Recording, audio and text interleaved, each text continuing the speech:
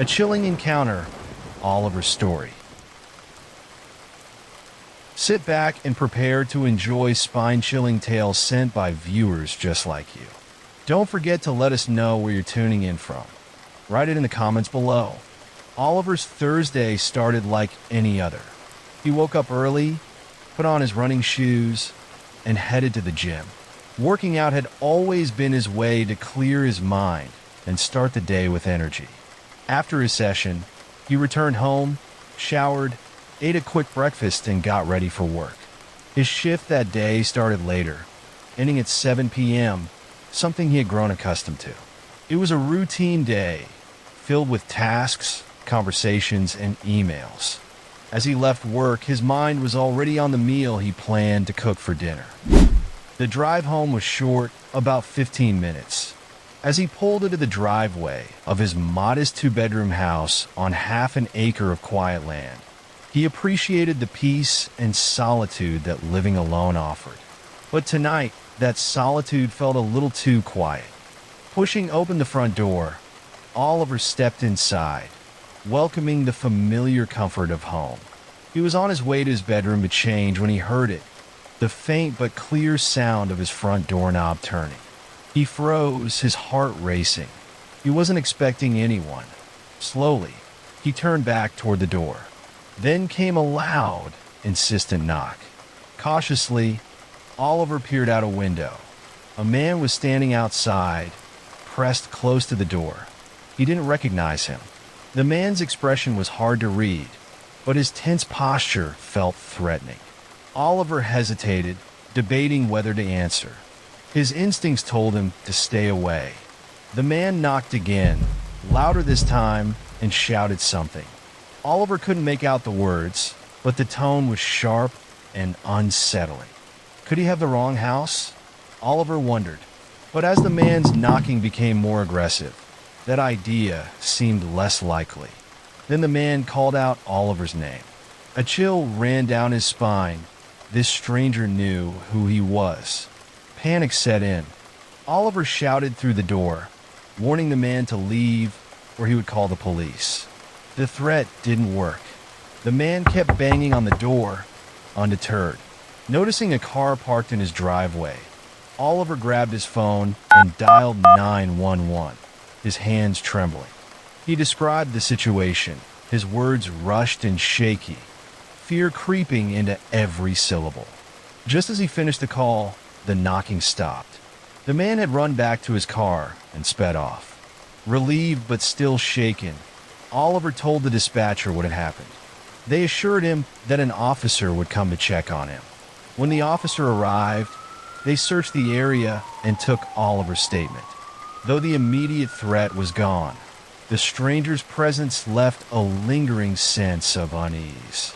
That night, Oliver lay awake, listening to every creak and rustle outside, his nerves stretched thin. The next morning, Oliver tried to shake off the events of the night before. He woke up around 7 a.m. and walked into the kitchen.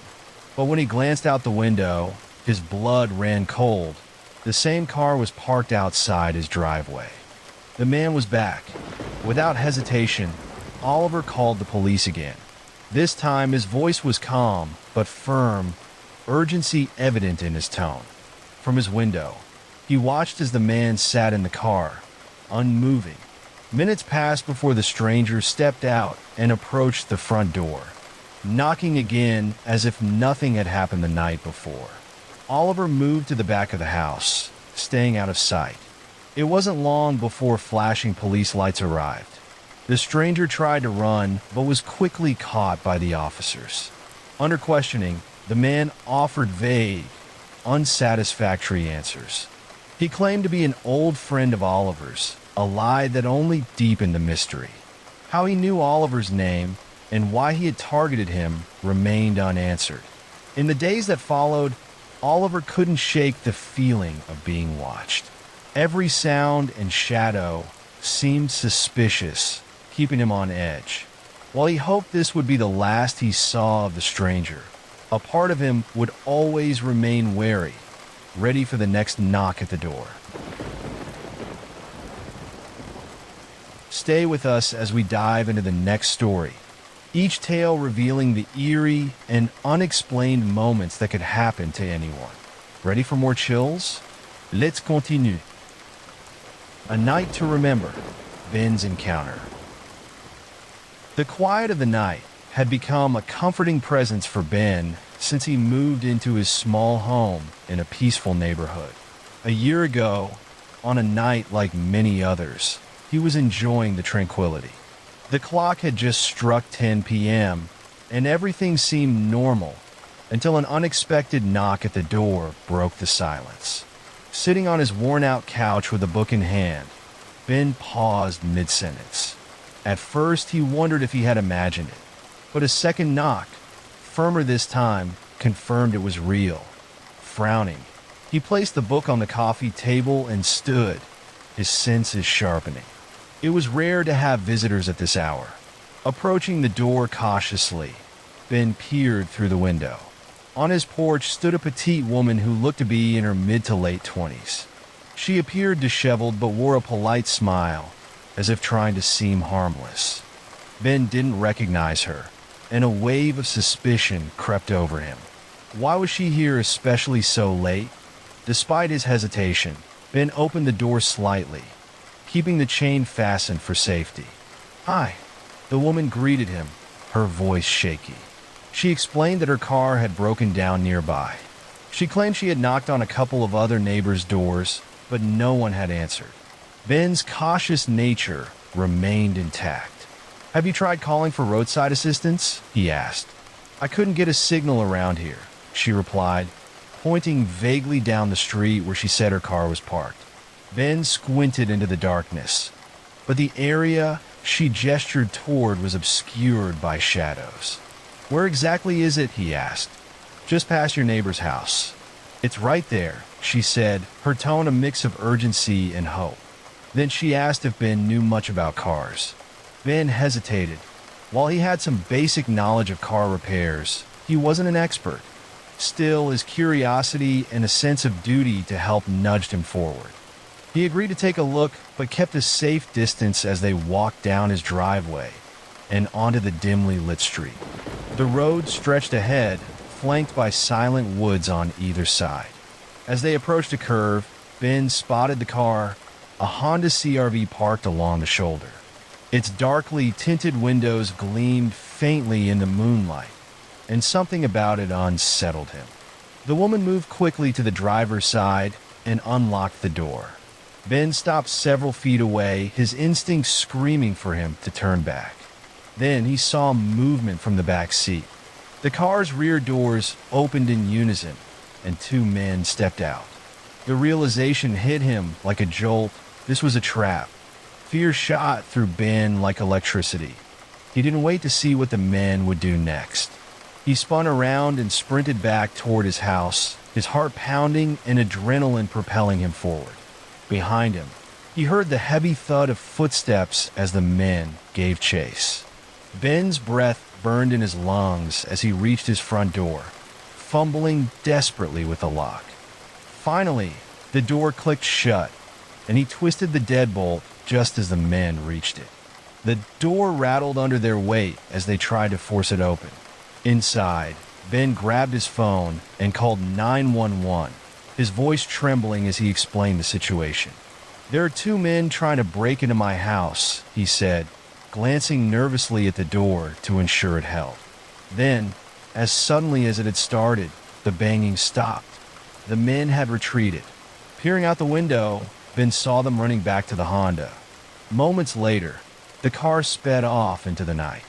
He informed the dispatcher, who reassured him that officers were on their way. The police arrived within minutes, their presence easing some of Ben's anxiety. He recounted the events in detail, the woman's story, the appearance of the men, and his narrow escape. Unfortunately, he hadn't been able to catch the car's license plate, and his description of the assailants was vague due to the darkness and the chaos of the moment. The officers searched the area but found no sign of the suspects. One of them reassured Ben that they would continue patrolling the neighborhood, but the words felt hollow. After they left, Ben locked every door and window.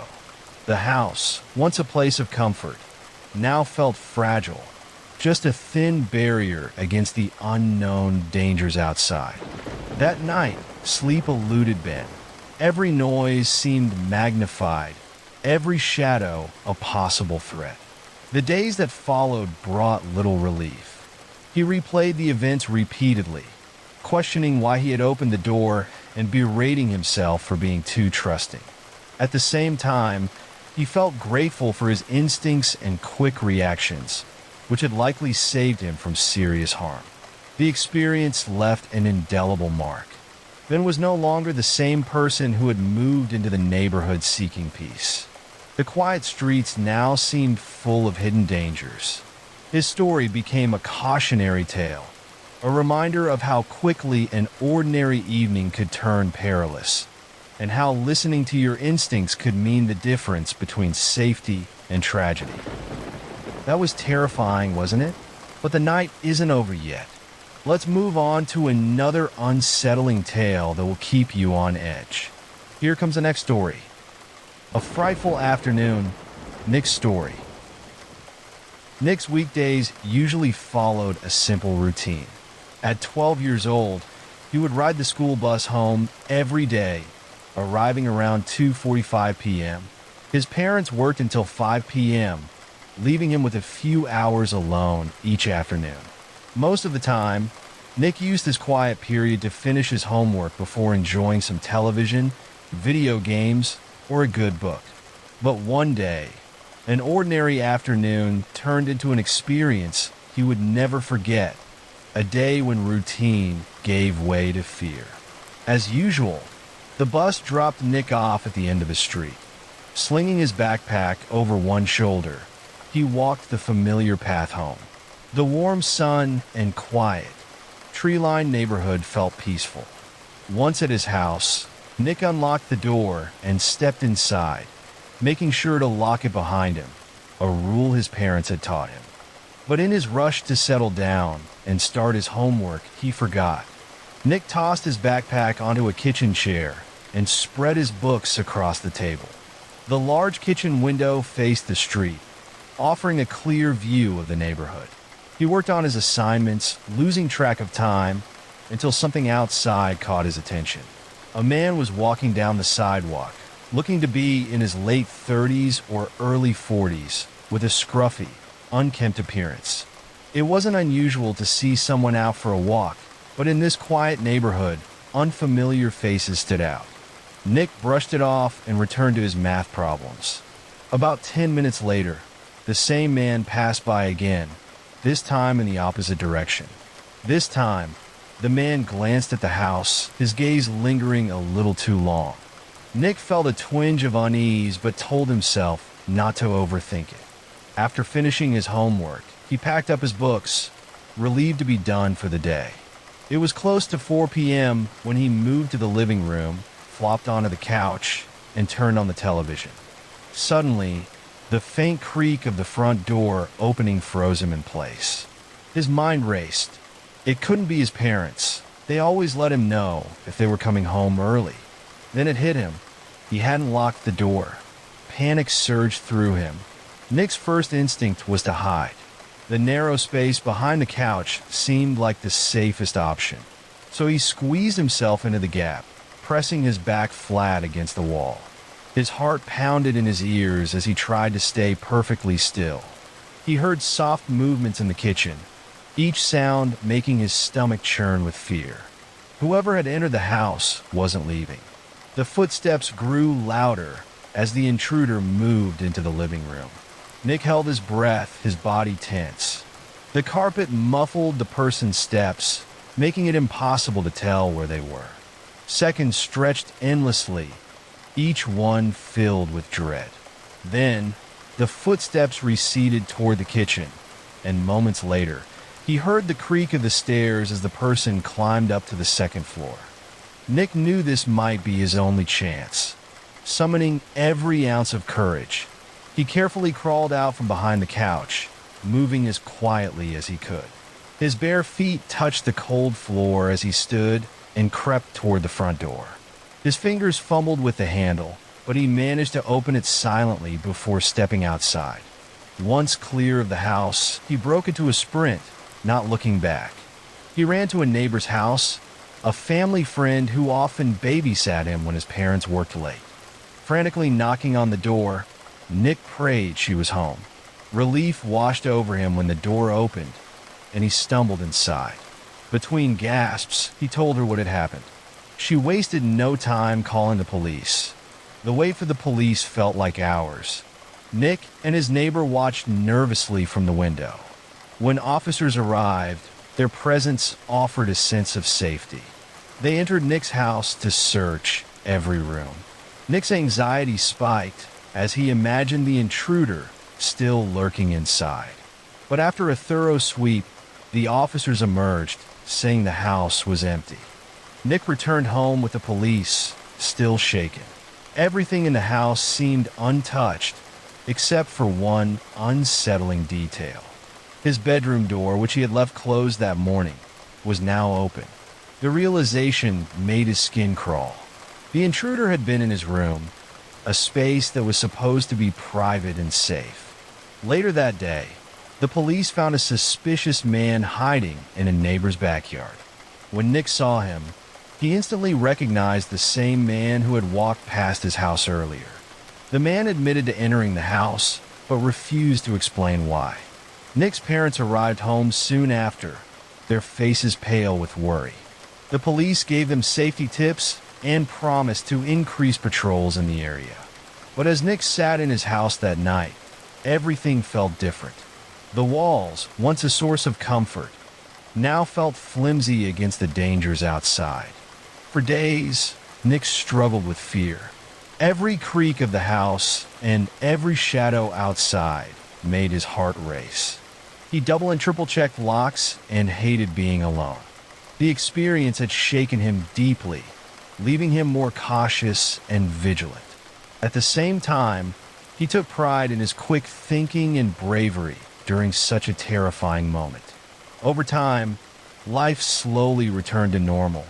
The neighborhood regained its quiet charm, but the memory of that day never truly faded. It became a lesson, a reminder of how quickly the ordinary can turn dangerous and how courage often comes in the moments when it's needed most.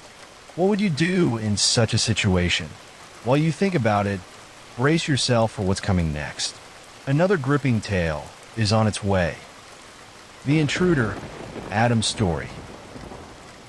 Adam had always appreciated the modest comforts of his second-floor apartment.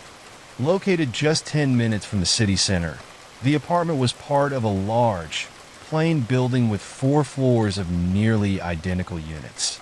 The hallways were long and simple, filled with familiar everyday sounds. For 2 years, it had been his peaceful retreat, where the distant city noise gave way to the gentle hum of life in the building. That night started like any other. Adam had returned late from work, tired but looking forward to unwinding with his favorite TV show. It was just past 10 p.m. when he sank into his worn-out couch, enjoying the stillness of the evening. The open layout of the apartment, with its connected kitchen, living room, and hallway leading to the bathroom and bedroom, usually felt inviting. But tonight, that openness took on a different tone. Amid the soft sound of the television, a faint noise caught Adam's attention. It came from the neighboring apartment, or so he assumed. Thinking it was just the usual creaks and movements of apartment life, he brushed it off. Minutes later, though, an unsettling sensation crept over him, a prickling awareness that something wasn't right. He turned his gaze toward the hallway leading to his bedroom and froze. A man's head was peeking around the corner, eyes locking with Adam's for a split second before disappearing. The shock hit him like a thunderclap, paralyzing him for a moment. Then adrenaline surged, and he bolted from the couch, running straight out of the apartment, leaving the door ajar behind him. In the hallway, Adam stopped to catch his breath, his heart pounding wildly. The reality of what he had seen sank in, a stranger was inside his home. How had he gotten in? And why? A sinking realization followed. Adam had left his phone on the couch and his keys on the kitchen counter. Without them, he was stuck. The hallway felt eerily quiet, each closed door a reminder that he was alone. Desperate for help, Adam knocked frantically on his neighbor Courtney's door, but there was no answer. It was late, and she was likely asleep. With no other options, he knew he had to go back inside to retrieve his phone and keys. Steeling himself, Adam cautiously approached his apartment. The plan was simple: get in, grab his things, and get out as fast as possible. He pushed the door open slowly, stepping into the unervingly silent space. His eyes darted to the couch, where his phone was wedged in the cushions. He moved toward it, but then he saw him. The man was standing in the middle of the living room, staring at Adam with a cold, detached expression. Time seemed to stop. Adam's instincts kicked in, and without hesitation, he slammed the door shut and fled, racing down the hallway and taking the stairs two at a time. He didn't stop until he was outside, gulping in the cool night air. The street, though exposed, offered one key comfort: distance from the intruder. Without his keys, Adam couldn't access his car, so he kept walking, putting as much space as possible between himself and the apartment. Eventually, he spotted a gas station, its lights glowing in the darkness. He hurried inside and asked the clerk to call the police. When the police arrived, Adam led them back to his apartment. The officers conducted a thorough search, but found no sign of the intruder. However, Adam's laptop, wallet, and a few personal items were missing. Oddly, his phone was still there, hidden in the couch cushions where it had fallen earlier. The officers questioned Adam about how the man might have entered and whether he had seen him before, but no clear answers emerged. The only plausible explanation was the balcony. Though it seemed unlikely, the intruder could have climbed up, exploiting the fact that Adam rarely locked the balcony door. After the police left, Adam was left to face the unsettling aftermath. The apartment, once his sanctuary, now felt like a fragile shell offering little protection. In the days that followed, he struggled with anxiety. Every sound seemed amplified, every shadow suspicious. He changed his locks, installed security cameras, and started locking every door and window with unwavering diligence. Life gradually returned to normal, but the experience left its mark. Adam couldn't shake the questions that lingered. Had the intruder targeted him? Had he been watched without realizing it? Though the sharp edge of fear dulled over time, it never completely disappeared. The incident became a turning point, a stark reminder of how quickly the familiar could become threatening, and how even the safest spaces could be breached. It changed Adam, leaving him more vigilant, but also acutely aware of the fragility of security. Have you checked your locks tonight? While you ensure your safety, let's explore the final story of the night. Get ready for one last scare. The Intruder, Michael's story. Michael was a typical 14-year-old who spent his time balancing school, friends, and a love for video games. That particular Friday, he was especially excited. His parents were going out of town to attend a distant cousin's wedding, and Michael wasn't invited. To him, it was a win. He found weddings boring and much preferred having the house to himself for the night. As his parents packed and gave him the usual reminders, lock the doors, don't stay up too late, and no inviting friends over, Michael only half listened. He was already imagining how he would spend his evening. By late afternoon, his parents left, and Michael had the house all to himself. Wasting no time, Michael ordered a pizza and flipped through TV channels while waiting for it to arrive. The smell of pepperoni filled the air as he ate, savoring the moment. The evening was shaping up perfectly until a sudden knock at the front door interrupted his peace. Startled, Michael set his soda down and stood up. No one was supposed to visit. Peeking out the window, he saw a man standing at the door. The man wore a black jacket and a winter hat, with a thin beard framing his face. He was a stranger, not a neighbor or delivery person. Unease gripped Michael. Instinctively, he stayed quiet, deciding not to answer. The man knocked again, but eventually turned and walked away, vanishing into the night. Michael returned to the couch, but the uneasy feeling lingered. Questions swirled in his mind. Who was that man? Why had he come to their house? He tried to push the thoughts aside, distracting himself with TV. After about an hour, he decided to head upstairs to his room to play video games, hoping to shake off the anxiety. His gaming setup was a familiar comfort. He closed the door, turned off the lights, and put on his headset, immersing himself in the virtual world. Slowly, the tension began to fade. Then came another knock, this time on his bedroom door. Michael froze. His heart pounded in his chest as fear washed over him. Someone was outside his room. He removed his headset, and the silence of the room felt suffocating. Another knock. His panic escalated.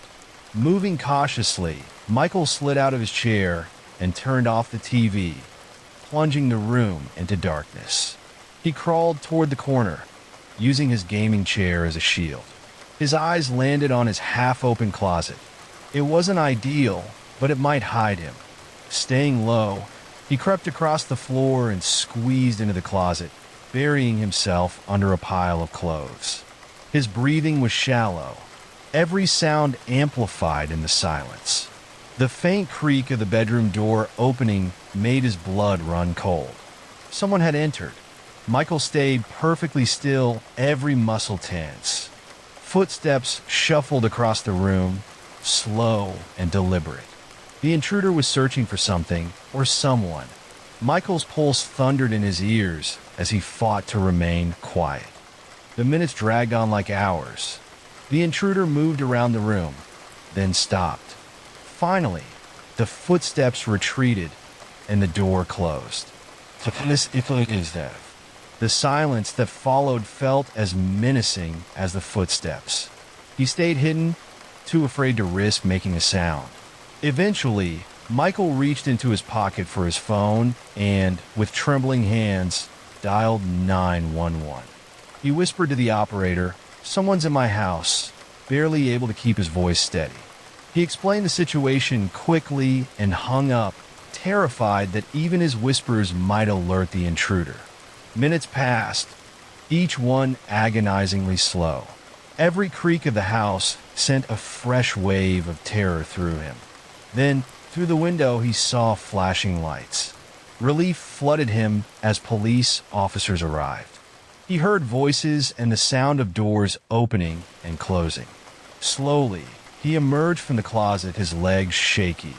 Creeping out of his room, he peered over the railing to see officers searching the house. The police found the intruder hiding in the basement, a gaunt man with cold eyes and an unsettling stillness. He was arrested and let out in handcuffs. Michael's relief was immense, but mixed with lingering fear. The man's intentions remained unclear, but knowing he was caught brought some comfort. Michael's parents were called and returned home immediately, cutting their trip short. When they arrived, Michael ran to them, his composure breaking. He clung to them, no longer feeling like the independent teenager who had eagerly anticipated a night alone. His parents decided that Michael would join them for the rest of the weekend. Leaving him alone again was out of the question. In the days that followed, the house felt different, less like a safe haven and more like a place where his sense of security had been shattered. Shadows seemed darker, every sound sharper. Michael triple-checked locks, avoided being alone, and even slept with the lights on. The experience left an indelible mark, a reminder of how quickly normalcy could turn to fear, and how a single knock at the door could change everything. Thank you for joining us at Scary Hut. Share your thoughts and where you're watching from in the comments. Until next time, stay safe and stay spooky.